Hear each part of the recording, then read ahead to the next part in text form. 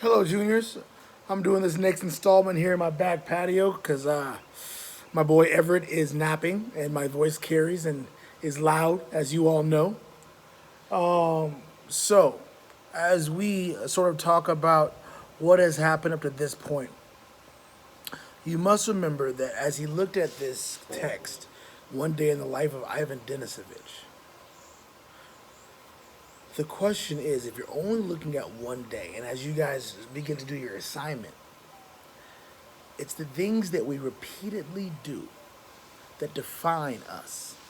So, for example, like I used to have friends, and I'm sure you guys did as well, that would always say, you know, I have the ability to do it, I just decide not to. Or they would say, I'm lazy. Now, here's the thing what my friend Kurt Vonnegut says is be careful what you pretend to be, because you are what you pretend to be, meaning we have complete control over who we are. It's what we repeatedly do that defines who we are. So if you repeatedly procrastinate, you can't tell me, well, deep down inside, I'm really this motivated guy that gets after it. The truth is, you're not. You are a procrastinator. If you habitually lie, you can't say, well, one day I'm going to miraculously become this trustworthy, honest person, because you're not. You're a liar. So if you look at the habits of Shukov in this one day, what takes precedence? Well, eating. Eating is valuable. It comes up over and over again. Warmth is valuable. The repetition of the same ideas is how we know something is important. He's not going to be like Natalia. He's not going to tell you about his fears the night of her wedding night. He's not going to tell you about how he roamed the streets and thought endlessly about infanticide as a way out, because he doesn't have those opportunities. He's going to tell you solely about what's important in that day. But the metaphor is what is important in that day is continually what is important. So look at good students, for example. Like, look at you guys. You do the same things every day, which build a pattern for success. Look at great athletes. They do the same thing every day. You don't wake up LeBron James. You just don't. It is time. It is beating at your craft every single day. And I didn't wake up this person here. It's a continual metamorphosis. I was a much different teacher 19 years ago when I began, a much different teacher 10 years ago. And every day I continue to grow, but I realize that it's my habits, the good ones and the bad ones, that define who I am. If I put in the work every day with Everett, slow and steady, being a good father is not this end product, miraculous thing. It is every day. So, like during this point of the class, I love to talk about Mr. Snyder, those things that in effect make him himself, those daily routines. When you come into his room and you have something to say, and he leans back and he straightens his tie, and he gives you his full intention. That trust is built over you doing that time and time and time and time again. And you learning that time and time again, he will stop everything and make you his number one focus. Also, his routines when he eats his lunch. The small parceling out the food, the little mini Dr. Peppers, right? These are all decisions about food intake. These are decisions about caloric intake, which leads to a man today, right, who's still fit, who can still do things. You know, it's not rocket science. We are what we continually do. And in this text, Shukov looks at it like one pebble, one job, one brick and mortar, one meal at a time. If we lived life that way, I think we would find much more depth.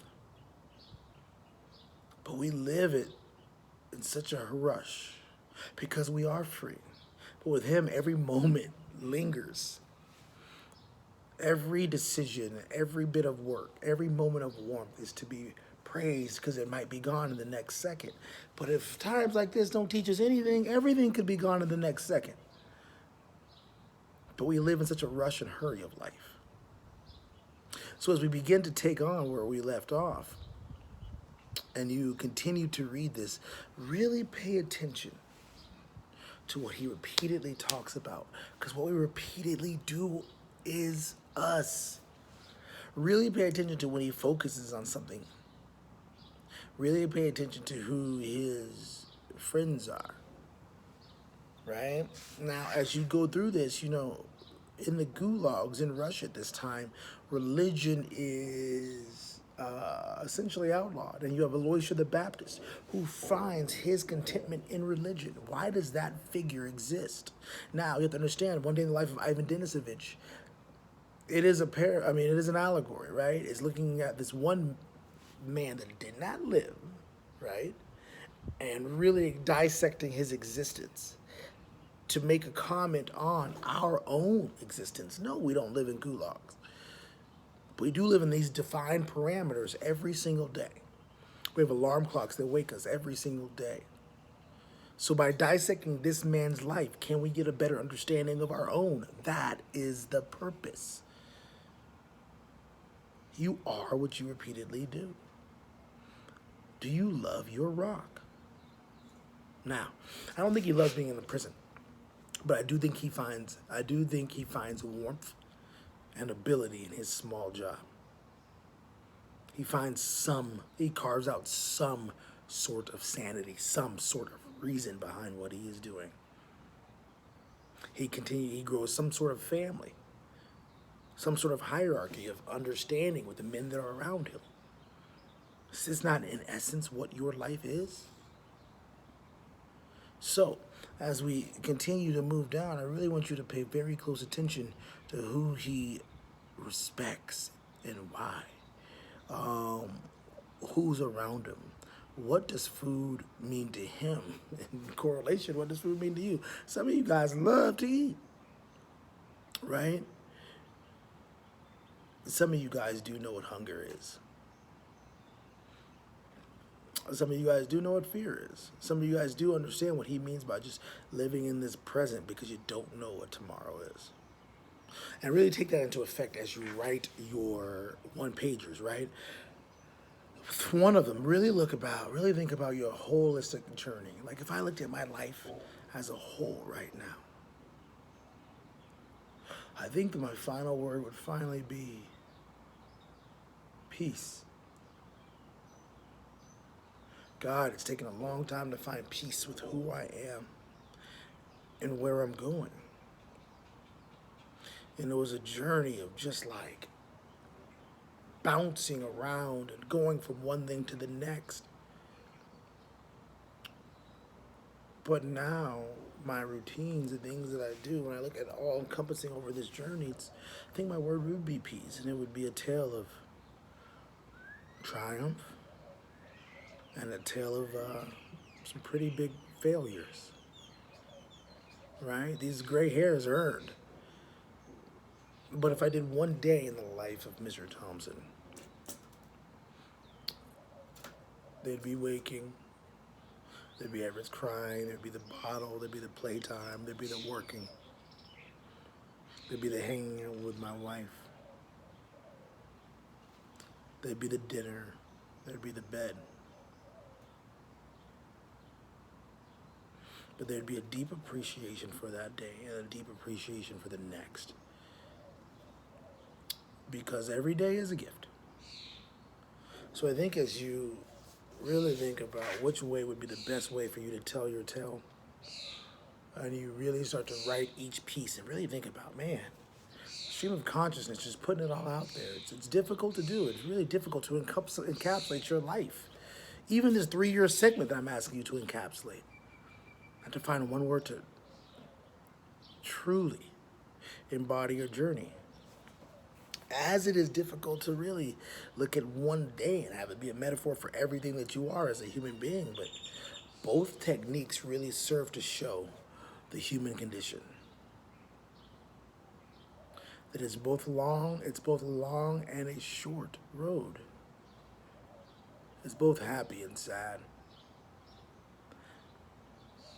And in the end, you hope that you find some triumph.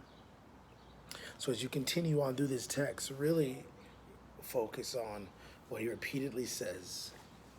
Really focus on the stylistic choices of no chapters. There is no climax. There is no climax, no resolution. Your life isn't a short, isn't a story, right? We have one complication, a climax, a resolution. A rising action, a climax, a falling action, a nice, neat resolution, and then this denouement, this conclusion, when we see, oh, that's what it was all about. It's highs and lows we saw in Italia. There never was a climax. But in this one, stylistically, if you think about it, there's an absence of chapters, because chapters, what do? They mark breaks. They mark like time stops, a transition. Oh, the next chapter, this is going to happen. But that's not how one day is, and that's not really how our life is.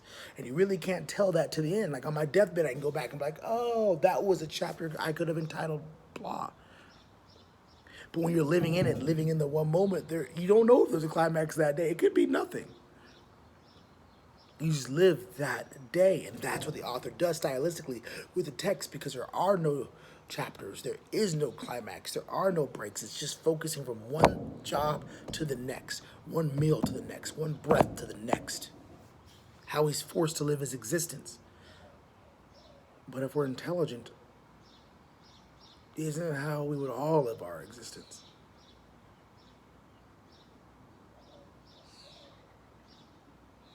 In some ways, he's more free, even though confined, than we are. In some ways. So, like I said, you guys are going to read through page 22, pardon me, of this online text. And, really take your time and read it. I know it doesn't on the surface seem quite as exciting. I think it's Time of the Doves. But understand that what you can find when you really study one moment, one day. And hopefully you start to think about your days. And hopefully you start to write your creative pieces. And they are creative. You're summarizing your idea of what high school has been up to your junior year here at the end. And then you're taking one day and having that one day tell me really essentially what you are all about. All right, I love you guys. I'm going to post this, and I can't wait to read your writings. I miss you. Bye.